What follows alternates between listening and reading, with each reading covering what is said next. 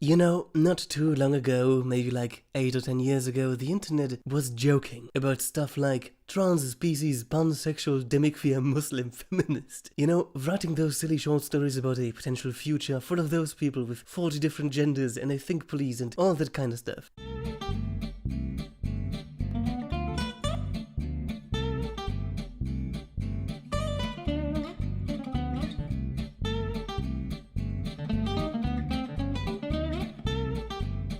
And then, slowly but steadily, came the first actual, real stories of this kind of mind-boggling nonsense. Admittedly, they were a rarity, but they still show the trend. In 2014 then came one of the most hilarious articles I have ever read. I am a feminist and I converted to Islam. An article that contained this absolute gem of a sentence. Surprisingly, Islam turned out to be the religion that appealed to my feminist ideals. Even back then I was completely and utterly convinced that that's just an exception, you know, just one lunatic with access to the CNN opinion section, but then this happened.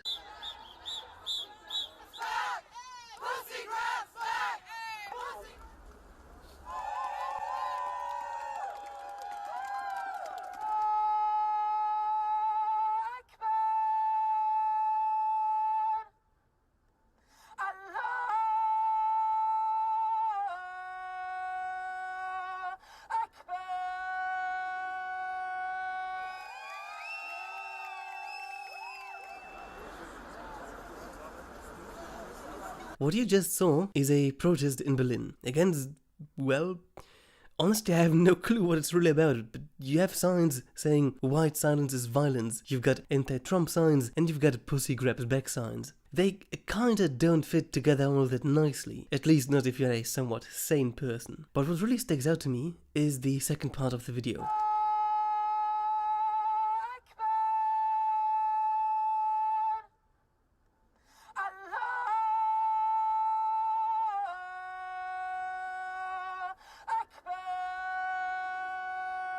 A female Muslim chanting Allahu Akbar, while another protester has tears of joy in her eyes. So I looked a bit deeper into the whole protest. Apparently it was part of the Women's March protest series, which is basically a protest series against anything that is even remotely white, male, heterosexual or successful. Why is that important? Well, one of the big organizers and prominent figures of the Women's March in the US is Linda Sarsour, an outspoken advocate of Sharia. In 2011 she wrote, "Sharia law is reasonable, and once you read into the details, it makes a lot of sense. People just know the basics." I am completely speechless. Not because Islam, an ideology that plays the victim card until it's in a position to cut off your head, is now allying itself with feminism, an ideology that plays the victim card until it's in a position to cut off your balls. No. I am speechless and admittedly horrified at the levels of cognitive dissonance we have reached. Not only that, but Sarsour has been posing with Donna Hilton, a woman sentenced to 25 years for assisting a kidnapping that lasted 2 to 3 weeks, including all kinds of torture, rape and starvation. But I guess you don't really care if a victim is a white male, you know? And I know you think I'm making this up, probably, but I'm legitimately not. The links are in the description. Of all the people on this planet, you'd kinda expect our brand of feminists to be furious at Islam. I mean, female genital mutilation, sexual slavery, women being forced into marriage, and being beaten to death for allegedly throwing away a Quran. And yeah, that last thing actually happened, and you can find the link in the description. Long story short, someone found a Quran in a trash can, word spread that it was a woman, and within a few hours she was beaten to death by an angry mob. You can watch the entire ordeal on LifeLeak. Where is the outrage about that? Even in the UN, feminists are only ever complaining about Israel, never about the brutal conditions of women in the Middle East, about the massive anti-women protests in Afghanistan and Saudi Arabia. Nothing. Where is the outrage? And then it dawned on me. We've always had the answer for that. Oppression is prejudice plus power. Now, for those of you who don't know what that is, that's one of the many academic definitions that the new left just loves taking out of context and abusing it for their own needs. This definition is mostly used in an institutionalist context and is one of the measures of making racism actually measurable. It should not be used colloquially, especially if you have no fucking clue what it means. What the new left is basically using it for is to say things like, women can't be sexist against men, blacks can't be racist against whites, and Islam can't be sexist to you. Any of those axes of oppression can only ever be possible with privilege, with social power. In their eyes, Muslims are an oppressed, downtrodden class that lacks power to actually implement anything even remotely sexist. But on the other hand, the Western world, with all its power and privilege, can implement whatever sexist policy it wants. So in that twisted logic, it is completely understandable to complain about skimpy clothing in video games as being one of the biggest issues of today's world, while completely ignoring that they'd get beaten to death just for sharing a picture like that in an Islamic country. And before any one of you gives me this whole,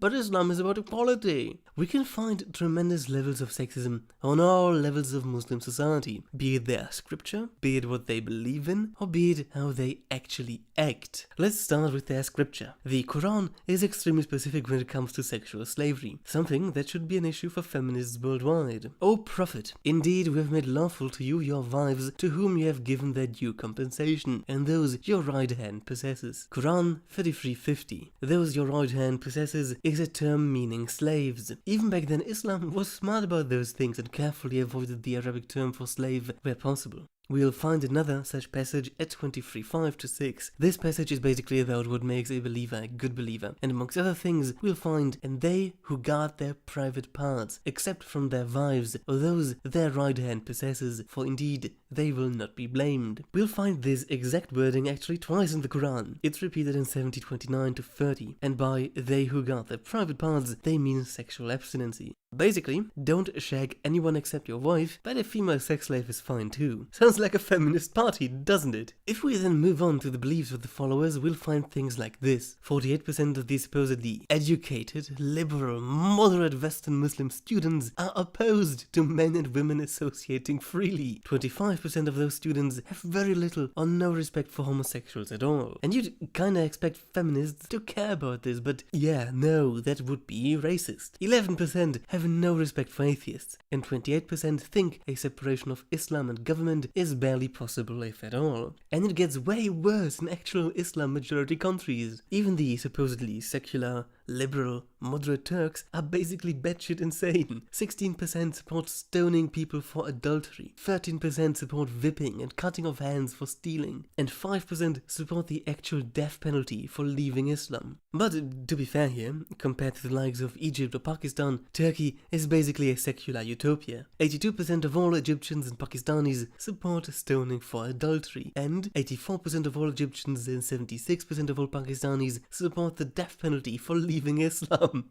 Wherever you look, wherever you go, Islam is always associated with oppression and sexism.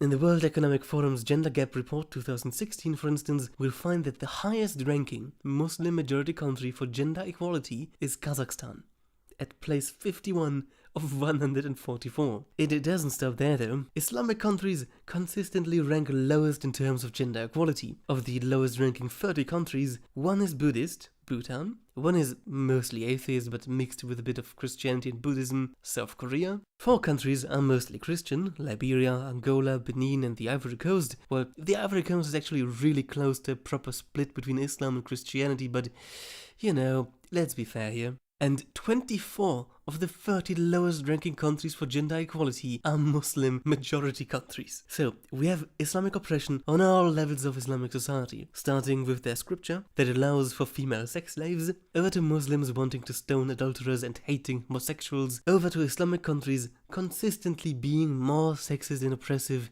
than non-Muslim countries. And Western feminists are like, meh. Just meh. And that's the entire point of this video. We have reached levels of cognitive dissonance and mental gymnastics that shouldn't be even possible in the framework of this universe, and I am absolutely horrified for the future. What a great optimistic way to end the video. I'm Dr. Layman, glad you tuned in, and as always, Babylon prevails.